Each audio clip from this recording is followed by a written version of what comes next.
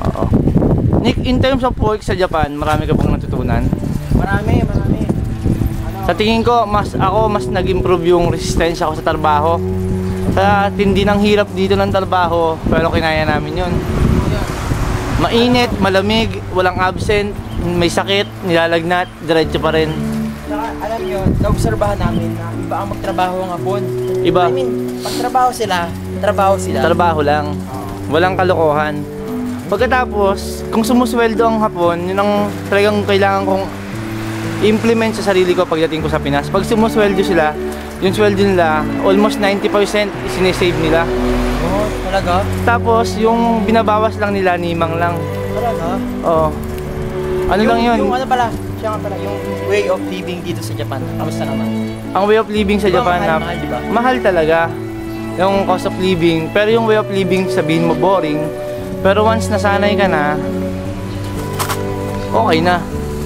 Sabihin mo na, okay din pala. Ang mga Hapon kasi, more on family-oriented sila. Hindi talaga mga metro pa rin, pero hindi uso ang librihan. O, yung sample ng Yubin. Ito ang post office. Ito barangay lang tong dinadaanan namin, pero meron siyang sariling post office. Within the post office, meron niyang bangko. Dadaan tayo sa typical Japanese house. Yan. Diba napakaganda? Yung mga halaman na sinasabi mong pangmayaman lang sa atin, normal lang yan dito. Ganda, diba?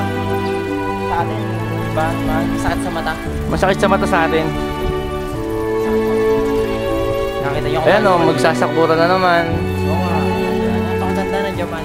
Kaya, mangarap lang tayo. Kasi kami, mahirapan kami makabalik. Mahirap kasing mapuntahan ang lugar na to. Kaya, maswerte kami kasi nakarating kami rito. Na-experience namin. Salamat kay Lord. Mahirap siya pero talagang the best.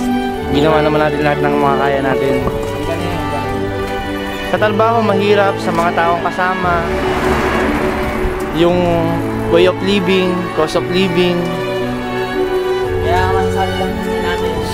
Pero hindi naman talaga sa entirely different sa Pinas kasi malapit pa lang tayo sa Pinas eh. Siguro mas mahirap pa rin kung sa mga Europe, mga European countries. Baliktad talaga yung yung culture. Dito kahit paano nakaka-adapt naman kami ng konting-konti lang kasi marami rin Pilipina at Pilipino dito. Ano ba ang plano mo pag-uwi mo? Plano ko pag-uwi, lisensya talaga muna kailangan mo. Ang lisensya, lisensya kasi pagkatapos nun, DCE nga pala yan. Kaya ako kang camera. Pagkatapos nun, bahala na, abroad ulit. Isang abroad pa. Ang alam ng Hapon dito, kami, yung lang kami, normal.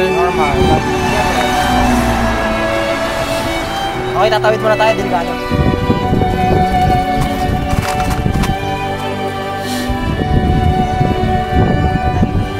Dito ang Hapon, in terms of work, masyado silang magalang.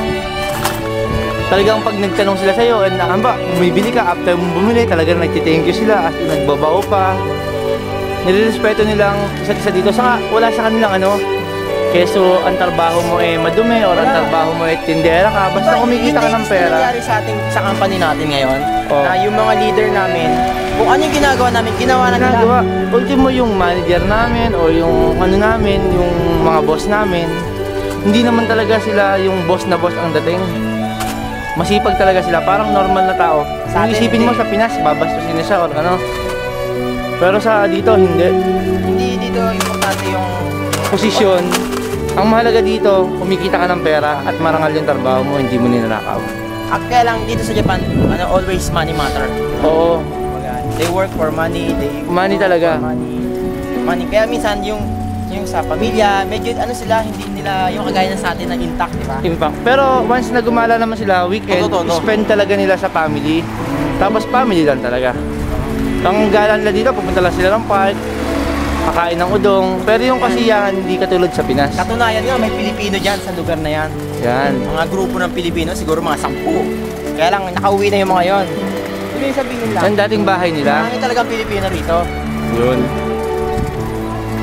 Yan. Okay. Ito ang National Road or highway. Papunta na sa highway nila. highway lang, no? Kasi, highway. di ba ang ganda? Yan ang mga sasakyan dito.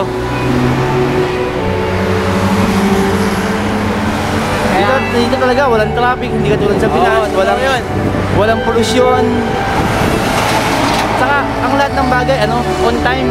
Minsan nga, nasabi ko sa sarili ko na sana, naging hapon na lang ako. Kaya lang, syempre, iba pa rin yung, Di ba may Japanese na nagbabike, pero kung sa atin, pagtatawanan ng mga ganyan. Oo, yun. Minsan makakita ka dito, Japanese, nakaboots pa, pero talagang bike. Mga babae, naka-miniskirt, naka-bike. Mga Sailor Moon, di ba?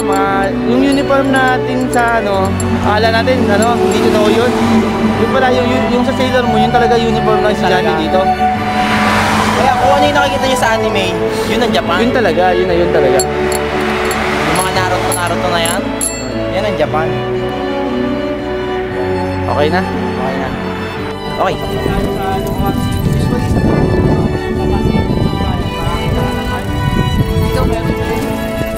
Turo mo. Yan.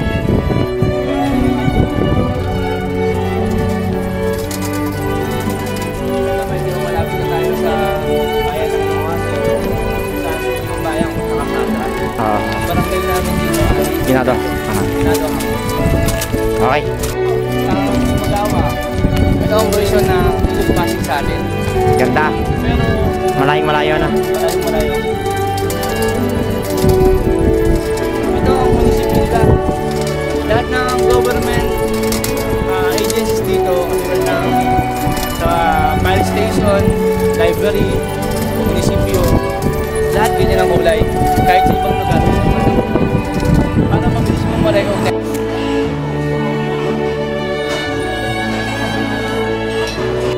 Dito kami sa favorite restaurant namin. Na naman, na naman. Sige pala ito eh. Jadi, binibidyo mo ba? Kala ko